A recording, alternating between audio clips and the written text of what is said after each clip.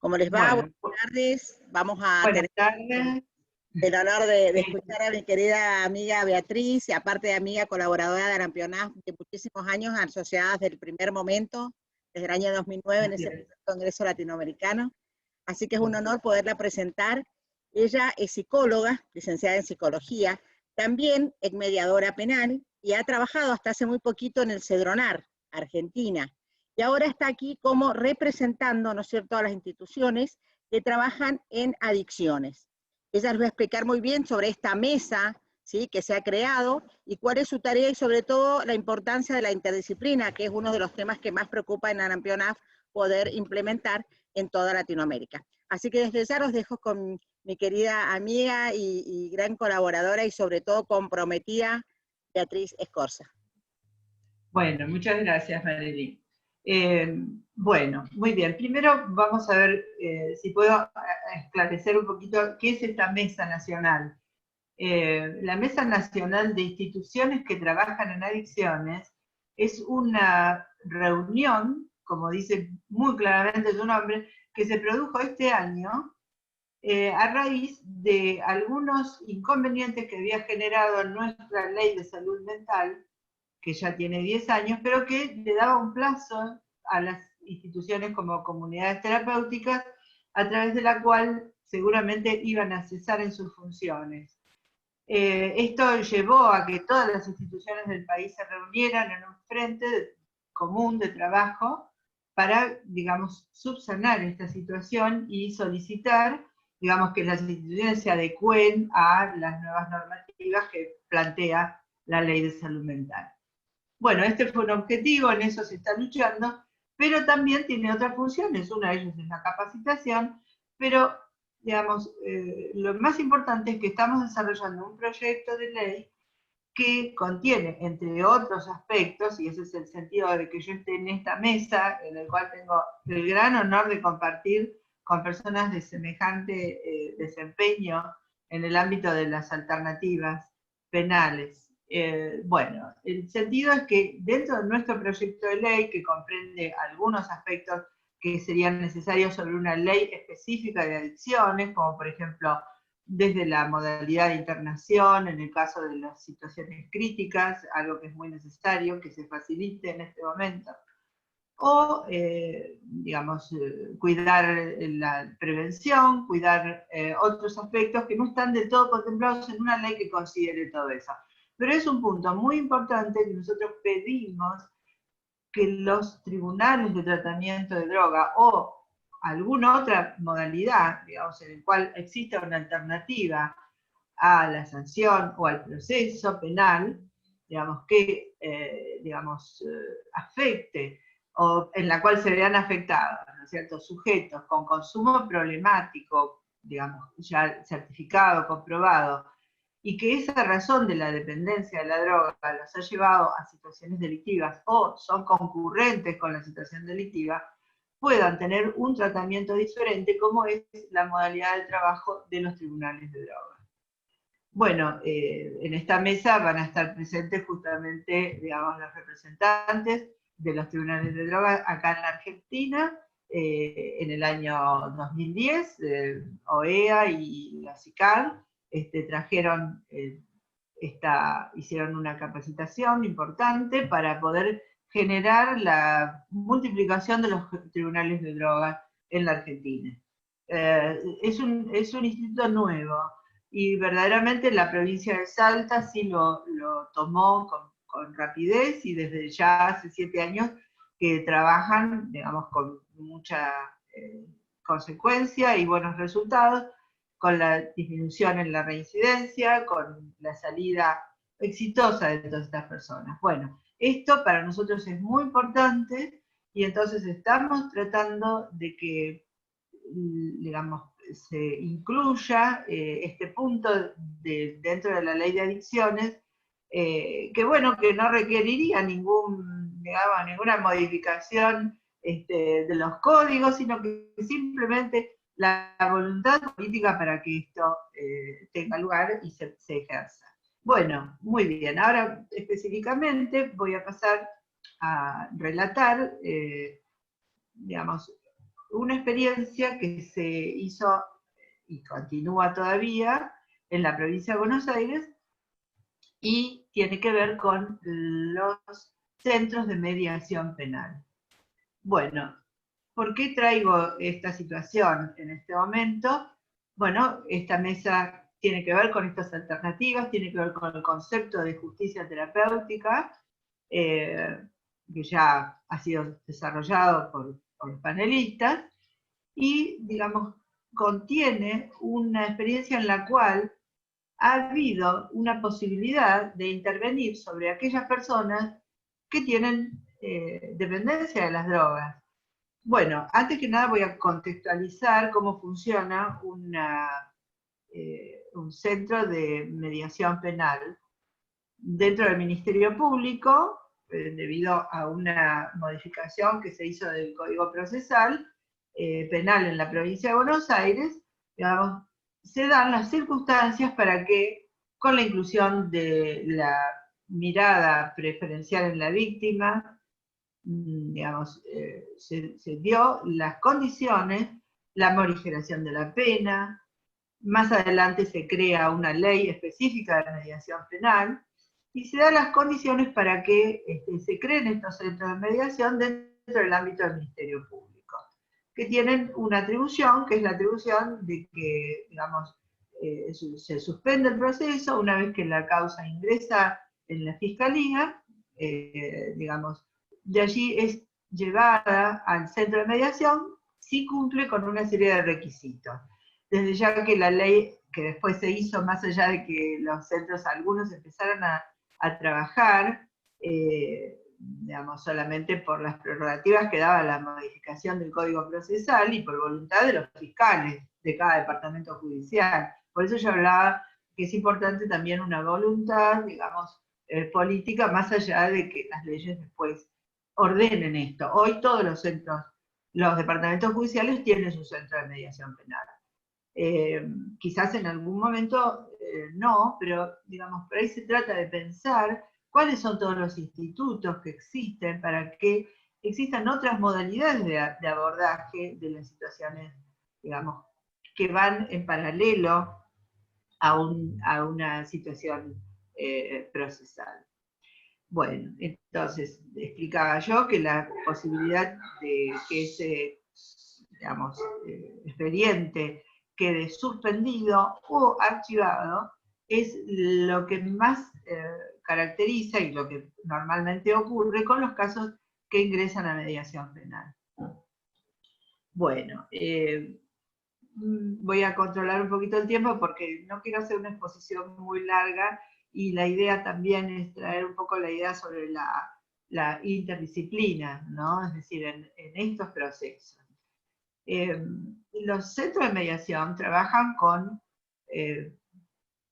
3 especialidades, que son el psicólogo, el asistente social, o sea, la trabajadora social, y un abogado. Esta lectura, digamos, de estas 3 visiones, es fundamental para lo que tiene que ver con la incumbencia y especificidad de las diversas profesiones. Entonces, la interdisciplina en estas situaciones, digamos, es altamente necesaria, ya que nos estamos encontrando con un procedimiento que es diferente. Digamos, ya no se trata, porque aquí no siempre el objeto procesal coincide con la situación conflictiva. Digamos, yo no voy a explicar nada de la mediación, porque por suerte ya hoy todos conocen perfectamente qué es una mediación y qué es una mediación, digamos, en el ámbito penal, quizás mucho más en el ámbito civil, ¿no? Pero bueno, las divergencias que existen detrás de una denuncia, en realidad son los conflictos que abordamos en una situación de mediación. Las divergencias pueden ser desde divergencias a situaciones muy graves, entonces comprende los delitos que podrían casi ser correccionales, pero que ingresan en el ámbito penal. Frente a ello, nos vamos encontrando con una manera diferente de ejercer el derecho, ¿no? Y esto implica un cambio, y un cambio importante. Y uno de los que más se ha resentido en su momento para producir este cambio han sido los abogados, justamente, porque bueno, su estudio, su capacitación y su orientación tiene que ver con parámetros que son más, digamos, yo no quiero decir rígidos, pero tiene que ver con parámetros que, digamos, no contemplan tantas variantes, porque de lo que se está tratando es, digamos, de elegir el camino que corresponda a la sanción dentro de los parámetros que la ley indica. Bueno, entonces, quizás no están mirando tanto todo el contexto, si bien es necesario y así debe ser, pero ¿qué pasa? Aquí, cuando llega a mediación penal un conflicto, lo que nosotros vemos que llega prioritariamente son aquellos conflictos en donde hay vínculos previos. Y esto ya implica el encuentro de dos historias y un conflicto que también hay que abordar.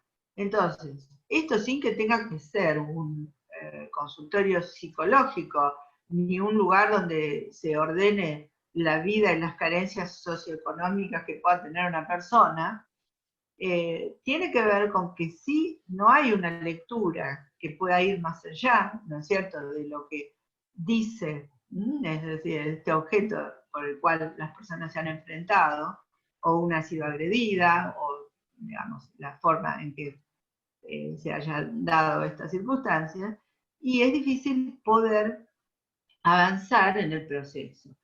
La mediación penal difiere, a lo mejor, a veces de otras modalidades de mediación, porque está, digamos, no se llega al acuerdo o convenio en una reunión.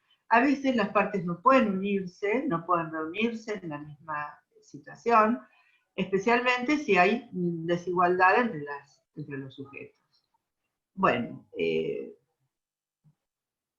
por lo tanto, el proceso es un proceso un poco más largo, y que dependerá del caso. Hay situaciones que pueden a lo mejor resolverse en una o dos reuniones de mediación. Otras situaciones no se pueden resolver porque requieren que se vayan haciendo acuerdos parciales. Bueno, como de alguna manera el tema de las drogas está también acá siendo un protagonista, si bien son muchos los conflictos que hay y que llegan a los centros de mediación, el tema de las drogas está muy presente por detrás de los conflictos en los cuales hay violencia, amenazas, a veces hay robos intrafamiliares, también, digamos, a veces los vecinales ocupan un espacio muy grande, digamos, en la cantidad de casos. Bueno, como nuestra actividad, la del psicólogo, viene con un training diferente, en el sentido que nosotros tenemos la visión nuestra, la visión psicológica, contempla, digamos, otros parámetros que tienen que ver a veces no solo con lo horizontal, sería con lo vincular, sino también con, digamos, lo vertical, con la historia. No podemos interiorizarnos de tal manera en la historia personal del sujeto, sino que en realidad, digamos, lo que nosotros estamos haciendo a través de nuestra intervención es utilizar todo el bagaje, por eso, digamos, debe tener una experiencia ya clínica, debe tener una experiencia de trabajo como lo indica, digamos, lo necesario para concursar e ingresar al Poder Judicial. Pero en este caso, que es un mínimo de 6 años, ¿no es cierto? Pero en este caso, la experiencia clínica puede dar el gran aporte que requiere, porque ¿qué pasa? Acá es necesario poder hacer diagnósticos rápidos sobre, digamos, la conducta, tratar de a través del modo de comunicación, de expresión, digamos, la conflictiva existente, poder hacer como una especie de mini diagnóstico, digamos, rápido de la situación. Rápido no quiere decir que una mediación tiene que correr de esa manera. Nosotros hemos trabajado con mediaciones que se han extendido a lo largo de los meses, con acuerdos parciales. Por ejemplo, situaciones digamos, violencia vecinal, por ejemplo. Es decir, a veces es necesario poder ahondarse un poquito en entender qué es lo que está causando esta cuestión entre dos vecinos, que no es solamente la ramita de la medianera, el árbol. Yo recuerdo un caso que fue, digamos, uno de los tantos, ¿no? Que fue muy paradigmático e interesante, digamos, para relatar, y que eran dos vecinos que llegaban a situaciones de violencia tremenda, si era por el auto que se lo había puesto un poquito más acá, más allá, si había algo en la medianera, si el árbol había crecido, pero habían llegado a tener, digamos, peleas importantes, ¿no? Es decir, y que cuando trabajamos ese caso, fíjense, una línea que nosotros podemos mirar y estamos acostumbrados a mirar. Y no había resolución, no había forma, digamos, de poder abordar a llegar al problema. En una entrevista, en una de las reuniones, sale el tema familiar, en el cual ellos, de chicos, habían vivido en esas casas contiguas. Después se habían ido cada uno, pero uno de ellos era como el protegido del papá del otro. Esto fue una vieja historia de la infancia. Esa historia, cuando este señor muere, queda la casa, ese hijo vuelve, y él también vuelve, hace que ellos dos de adultos se vuelvan a ver en las casas de la infancia con todo lo que esto remueve. Remueve porque este vecino era tan mimado de este otro señor, digamos, el papá de la persona con la que se enfrentaba, que internamente él sentía que el otro era un hermano con quien tenía que lidiar por el espacio y por el reconocimiento. Bueno, fíjense que esto fue lo que se pudo esclarecer en una reunión de mediación. Cuando ellos se terminaron de dar cuenta de lo que estaba pasando, es decir, y que eso estaba en el subtexto, a los 2 meses volvimos a hacer otra reunión para saber cómo estaba la situación y si ya había encontrado, digamos, una solución. Y realmente, digamos, esto se había apaciguado. Se había apaciguado a tal extremo que los dos un día se sentaron a charlar sobre sus historias. Nosotros estábamos muy acostumbrados a que la gente nos decía, qué suerte que pudimos pasar por acá, porque si no yo a mi ex marido no lo hubiera visto nunca más, o no hubiera hablado más con él, digamos, como le pasó a fulano, a mengano. Bueno, a ver, no es el único recurso. Bueno, yo no quiero hacer loas de la interdisciplina, ¿no? Digamos, pero es realmente necesario, como los dos trabajando, sí, con el comediador. Yo trabajé mucho tiempo con el, digamos, este abogado que, bueno, era de la Fiscalía General, y quedó a cargo del centro de mediación. Con él lo creamos el primer centro de mediación, digamos, que estaba funcionando en la provincia de Buenos Aires, y hacíamos permanentemente un intercambio de saberes, ¿no? Porque, bueno, pensábamos, por ejemplo, hay una revinculación, o había un impedimento, digamos, de contacto del progenitor conviviente por el otro, y conocer, por ejemplo, los tiempos de duelo, los perfiles de madre impidiente, digamos, hay gran cantidad de elementos, los tiempos de maduración que un niño puede necesitar según la etapa en que se produjo esta situación. Digamos, son elementos que para nosotros son, digamos, importantes, los conocemos, los manejamos a diario y están dentro de nuestro saber. Y entonces, esta interrelación en la mediación produce un resultado encantador. Bueno, yo digo encantador, no es muy académico, pero de eso se trata en realidad. Y el trabajo del mediador es un trabajo encantador, es un trabajo maravilloso. Bueno, yo no fui abogada porque de abogado ya una más no huí al final de la Facultad de Derecho, pero volví. Y volví y creo que, digamos, tuve una enseñanza también de otros modos de resolver los conflictos.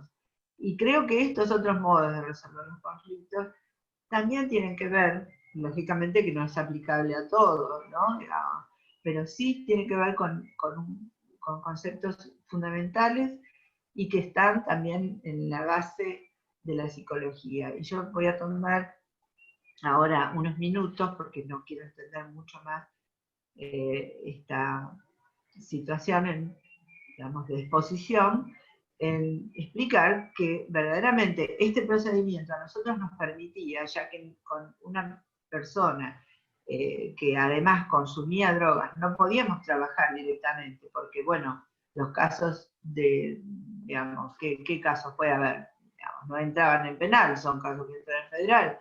Ahora, siempre hay consumo de drogas por detrás. Y entonces, esta instancia nos permitía ir haciendo parciales acuerdos para que mientras tanto había un acuerdo con la persona que consumía, que por eso se violentaba o se ausentaba o lo que fuera, pudiera acercarse a un centro de terapia. Bueno, de alguna manera esto era una aprehensión, porque si no la causa volvía a la fiscalía y seguía su curso. Mientras tanto la causa quedaba allí detenida hasta, digamos, bueno, la extinción total en el caso de que los acuerdos fueran positivos y pasara un tiempo prudencial. Bueno, hay formas, siempre hay seguramente una forma de poder darle una mirada distinta y diferente a un abordaje que no sea solamente el de la punición, ¿no es cierto? Digamos, porque especialmente con las personas que consumen y que son dependientes de drogas, es infructuoso, es decir, el único camino que hay es que pueda acercárselos a la asistencia. Y no siempre es voluntaria totalmente, porque la persona que está en situación de dependencia no depende de su voluntad, depende de la droga, digamos. Esto es negar el efecto, digamos, que tiene sobre el sujeto el consumo de una sustancia y cuando esto es abusivo y llega a niveles de dependencia. Las personas dejan de ser dueñas de sí mismas.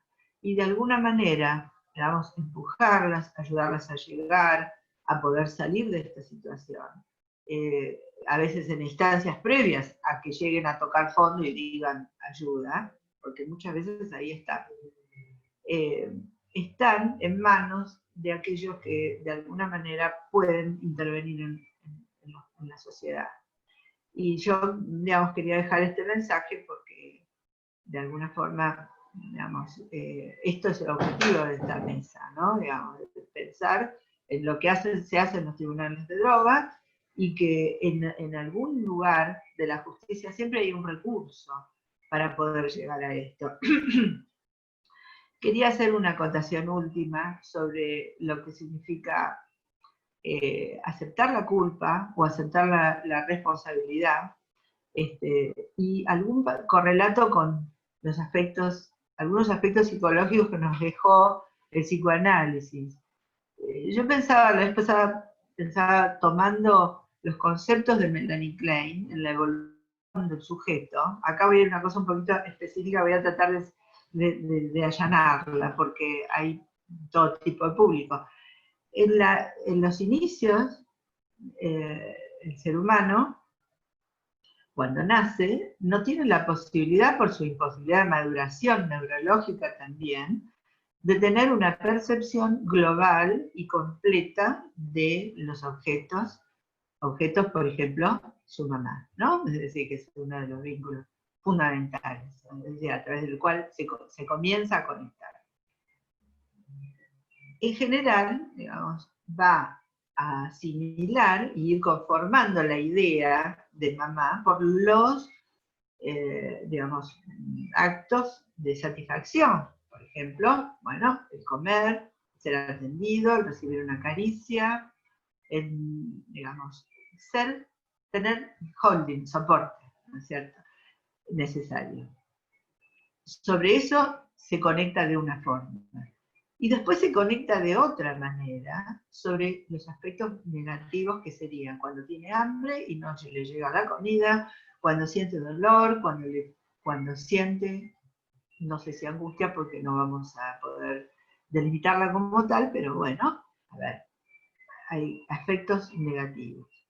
¿Qué pasa? El bebé en primer momento ve objetos parciales, no se conecta con la persona en su totalidad. Se conecta con una mamá buena y una mamá mala. Esta fue la teoría kleiniana, fue muy vapuleada y digamos, allá en los años 80 estaba a la Page, hoy está a la Page Lacan, y todo el mundo tenía la analista kleiniano, ¿no? Y entonces se hablaba mucho de lo que era el pecho bueno, el pecho malo. Bueno, esto es el pecho bueno, el pecho malo. Es decir, en primera instancia, que es una fase que se llama esquizoparanoide, el objeto está disociado en dos, el bueno y el malo. ¿Qué pasa? El bebé tiene conciencia de que se enoja con el objeto malo y ama el bueno. De a poco va madurando y va haciendo la integración del objeto. Esa integración del objeto lo lleva a encontrarse con que el mismo objeto contiene aspectos buenos y malos. Bueno, es muy interesante pensar esto en este momento, ¿no es cierto? Digamos. Entonces, tiene pocos recursos, porque o sigue disociando y mantiene una disociación eterna, que muchas personas la llegan a hacer, y entonces todo el mundo se divide en bueno y malo, o integra. Cuando integra el objeto, se da cuenta que al mismo que quiere, lo daña con su enojo. Lo digo así sencillo, es decir, esto es mucho más abstracto, pero lo daña con su enojo. Entonces, ¿qué aparece? Aparece un mecanismo que es el de la reparación. El mecanismo de la reparación proviene de la culpa. Y la reparación es lo que le permite, digamos, nuevamente cuidar al objeto de todo lo que él ha proyectado por su enojo. A ver, el ejemplo, me dicen siempre, poné un ejemplo, porque no es fácil. A veces un bebé tiene hambre y la mamá le acerca la mamadera o la teta, lo que corresponda, y el bebé dice, no la quiere, y tiene que estar un ratito. ¿Por qué? Porque está tan enojado que sigue enojado con ese objeto y no puede, digamos, juntarlo. Bueno, esta posibilidad de juntar en una persona los aspectos positivos y negativos que la caracterizan, es decir, y nuestros afectos también, que no se mantengan de esa manera disociada, es lo que permite la reparación. Ahora, la reparación está muy unida a la mediación, es el mecanismo fundamental. Acá se trata de que el sujeto se haga responsable. Lacan dice siempre el sujeto es responsable, pero no siempre quiere decir que asuma la responsabilidad. Entonces, la reparación tiene que ver con esto, es un mecanismo superador en la evolución y hacia la madurez, es la evolución del sujeto, está, digamos, la necesidad de atravesar por esta etapa. Esa es una etapa integradora, si no, quedarán patologías, digamos, patologías de mantener estas disociaciones tan extremas. Y también la posibilidad de cuidar al objeto, reconocer el amor y el odio, digamos. Esto es muy importante. Y esto, que parece tan abstracto, es justamente lo que se logra en una mediación, porque todos tienen algo que decir, no hay una víctima exclusiva, la víctima a veces también es victimario, y entonces reconocer este proceso es parte de, digamos, este trabajo de mediación. Bueno, voy a dejar acá, los dejo ya con la doctora Fontemaki para que continúe con la mesa. Bueno, muchas gracias, buenas tardes. Muchísimas gracias, Beatriz. Bueno, ya el próximo video escucharemos al doctor Troyano, a quien presentaremos en el mismo, y agradecemos a Beatriz especialmente porque ella ha sido de la idea de tener estos temas y realmente nos ha despertado a este trabajo de mediación, de interdisciplina, la importancia de tener en cuenta algunas particularidades en los sujetos del proceso y fundamentalmente tratarlos con humanidad. Así que muchísimas gracias, Beatriz. Nos vemos en el 12 Congreso. Próximamente estamos acá ya visitando e integrando todos los conocimientos. Así que muchísimas gracias. Gracias.